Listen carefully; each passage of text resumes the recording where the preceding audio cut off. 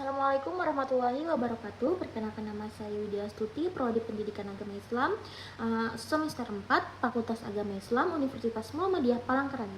Dalam video ini, saya akan membahas dua hadis tarbawi tentang dorongan mencari rezeki halal dan keutamaan memberi dibanding meminta. Bismillahirrahmanirrahim. Anna Abdillahi Umar, Anna Rasulullah sallallahu alaihi wasallam qala, al-yadu al-ulya khairun min al-yadi as-sufla wabda biman ta'ul. Artinya, tangan yang di atas lebih baik daripada tangan yang di bawah, dan mulailah dalam bersedekah dari orang yang menjadi tanggunganmu. Makna dari hadis ini, tangan di atas maksudnya adalah orang yang memberi, bisa kita sebut dermawan. Tangan di bawah maksudnya adalah orang yang meminta atau menerima. Hadis ini mendorong umat Islam untuk menjadi pribadi yang mandiri dan gemar memberi, bukan yang suka meminta-minta.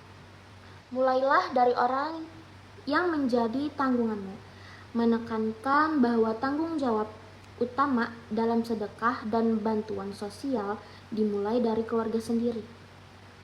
Adapun salah satu pendapat para ahli, yaitu Ibnu Hajar al-Asqalani, bisa kita sebut Fathul Bari. Beliau menjelaskan bahwa hadis ini mengandung pendidikan moral dan sosial yang tinggi.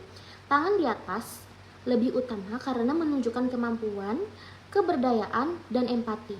Sedangkan meminta tanpa kebutuhan bisa menunjukkan kemalasan atau kelemahan jiwa. Nilai-nilai dalam hadis di atas, yang pertama ada nilai kemandirian. Islam mengajarin kita buat berusaha sendiri. Jangan terbiasa meminta-minta kalau masih mampu kerja atau usaha. Kemandirian itu bentuk kehormatan diri dan tanggung jawab terhadap hidup. Yang kedua ada nilai kepedulian sosial. Hadis ini ngajarin kita buat peduli sama orang lain. Jadi, orang yang tangan di atas artinya orang yang peduli dan mau membantu.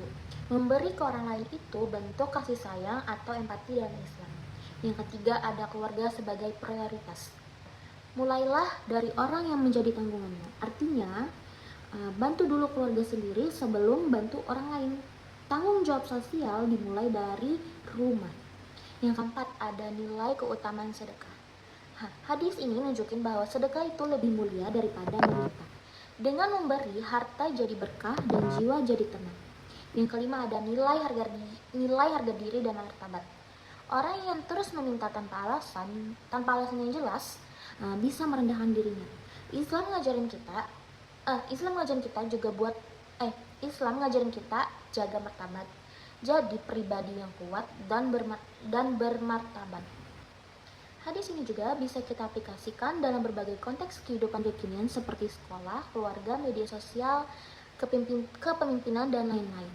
Di sekolah, siswa dianjurkan berbagi ilmu dan saling bantu, bukan hanya bersaing. Sekolah mengadakan program sekolah Jumat, bantuan sosial, atau program infak. Contoh, siswa membantu temannya yang belum paham pelajaran, atau ikut menyumbang ke teman yang kesulitan biaya sekolah. Yang kedua, ada di keluarga. Orang tua mengajarkan anak untuk mandiri, gak cuma minta terus. Keluarga dibiasakan menyisihkan sebagian rezeki untuk bantu tetangga atau kerabat. Contohnya nih, ayah bekerja halal walau sederhana. Anak diajarkan menabung dan bantu orang tua, bukan cuma minta uang jajan terus. Yang ketiga, ada media sosial. Gunakan media sosial buat berbagi yang bermanfaat, bukan sekadar hiburan. Membantu secara digital seperti open donasi, menyebarkan info kebaikan atau motivasi Islami.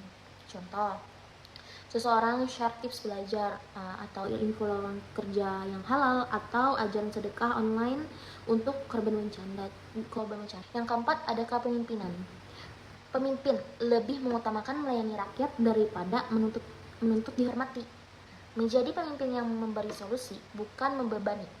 Contohnya seorang kepala sekolah turun langsung membantu guru dan murid yang butuh dukungan, bukan cuma pemerintah.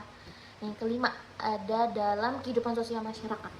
Warga saling membantu di lingkungan sekitar, tidak cuek terhadap tetangga yang butuh.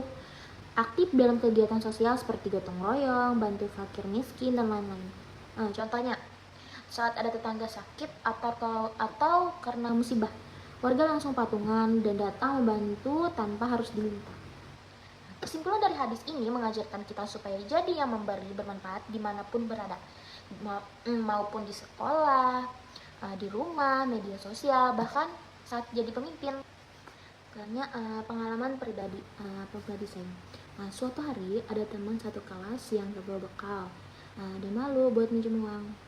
Aku tahu dia sering begitu, tapi gengsi minta tolong. Akhirnya aku pura-pura ngajak dia makan bareng dan bilang, udah anggap aja traktiran, besok-besok kamu yang traktir ya. Dia cuma senyum, tapi matanya kelihatan banget lega dan senang. Sejak saat itu aku sadar bisa bantu orang walaupun kecil, itu rasanya bikin hati adem banget. Gak harus nunggu kaya dulu buat bisa jadi tangan di atas. Yang penting ada niat, ikhlas, dan peka sama sekali. Hadis kedua tentang rezeki haram menyebabkan doa tidak dijabah. Bismillahirrahmanirrahim. Jakara Rasulullah sallallahu alaihi wasallam, ar-rajul la yathilu as-safar asy'at akbar ya ummudu yadahi ila as-sama. Ya Rab, ya Rab, wa mat'amuhu haram, wa matsrabuhu haram, wa malbasuhu haram, wa makhdiya bil haram, fa anna yattazabu lahu. Artinya, Rasulullah SAW menceritakan tentang seseorang yang melakukan perjalanan jauh, rambutnya kusut, masai dan berdebu. Ia mengadahkan tangannya ke langit sambil berkata, Ya Rob, ya Rob, namun makanannya haram, minumannya haram, pakaiannya haram, dan ia diberi makan dari yang haram, maka bagaimana mungkin doanya dikabulkan? Makna dari hadis ini, kesungguhan lahir saja nggak cukup. Doa bukan cuma soal tampilan, tapi juga kebersihan hati dan halal haramnya sumber hidup. Rezeki yang haram bisa jadi penghalang antara kita dan Allah. Bahkan jika kita rajin ibadah, kalau makan duit hasil riba, suap, nipu, atau jual barang haram, doa kita bisa tertolak. Tubuh yang diberi asupan haram akan memengaruhi jiwa. Jiwa jadi gelap, doa susah naik, dan jadi hati keras. Pesan intinya, kalau mau doa dikabulkan, bukan cuma harus rajin berdoa dan ibadah, tapi juga pastikan hidup kita bersih dari yang haram, baik makanan, pekerjaan, maupun penghasilan. Seseorang yang memakan makanan yang haram, minuman yang haram, pakaian yang haram, dan diberi makan yang haram, maka bagaimana mungkin doanya dikabulkan? Hadis riwayat Muslim. Nah, di sini ada nilai-nilai pendidikan dalam hadisnya. Yang pertama, pentingnya mencari rezeki yang halal. Rezeki yang halal adalah syarat diterimanya doa dan ibadah. Yang kedua, ada kebersihan lahir dan batin. Makanan yang haram bisa membuat hati keras, sulit menerima kebenaran. Dan yang ketiga, hubungan antara spiritual dan etika hidup. Ibadah tidak bisa dipisahkan dari perilaku sehari-hari, terutama dalam mencari nafkah. Nah, yang keempat, kejujuran dan integritas. Islam menanamkan pentingnya kejujuran dalam pekerjaan dan sumber penghasilan. Yang kelima, kesadaran akan akibat dari perbuatan haram. Makanan haram bukan hanya dosa, tapi juga jadi penghalang terkabulnya doa. Aplikasi dari hadis di atas, yang pertama di sekolah. Guru menanamkan nilai kejujuran termasuk saat ujian atau tugas. Sekolah mengajarkan pentingnya halal haram, misalnya dalam kantin, lomba usaha, dan lain-lain. Contoh, murid tidak mencontek walau bisa karena tahu kejujuran lebih penting dari nilai tinggi. Yang kedua, di dalam keluarga. Orang tua mencari nafkah dengan cara yang halal dan memberi contoh jujur. Anak diajarkan sejak dini tentang halal haram dalam jajan, hadiah, dan uang. Contoh, orang tua menolak tawaran kerja berpenghasilan tinggi tapi penuh manipulasi. Yang ketiga, media sosial. Tidak membuat atau memprioritaskan konten yang mengandung unsur haram, seperti penipu, judi online, hoax.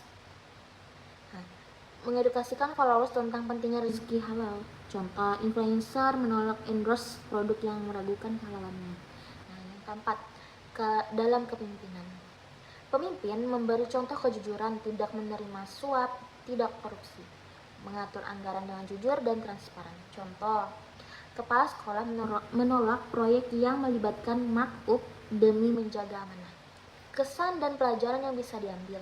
Hadis ini memberi peringatan penting, doa yang kita panjatkan bisa tertolak hanya karena kita masih memakan yang haram. Saya jadi sadar bahwa ibadah bukan sekadar sholat dan doa, tapi juga gimana kita hidup, dari mana uang kita berasal, dan apa yang kita makan. Kehalalan rezeki itu bukan soal uang saja, tapi soal keberkahan hidup dan hubungan kita sama Allah. Dan selanjutnya contoh dalam kehidupan sehari-hari. Seorang pegawai memilih keluar dari pekerjaannya karena diminta melakukan kecurangan laporan keuangan. Nah, yang kedua ada mahasiswa menolak ikut kelompok yang menggunakan hasil kopas, berbayar atau jasa joki. Selanjutnya, pengalaman pribadi saya. Waktu itu, saya pernah ditawari kerja freelance untuk bantu bikin konten jualan online. Awalnya oke, tapi lama-kelamaan saya sadar produk yang dijual gak jelas legalitas dan asal-usulnya. Setelah mikir dan istikharah, akhirnya aku mundur. Walaupun saat itu uangnya lumayan banget. Tapi anehnya setelah itu Allah kasih jalan lain yang rezekinya lebih tenang dan halal. Nah, dari situ saya belajar kalau kita jaga diri dari yang haram, Allah bakal cukup dari jalan yang enggak disangka. Oke. Sekian video dari saya. Semoga bermanfaat. Wassalamualaikum warahmatullahi wabarakatuh.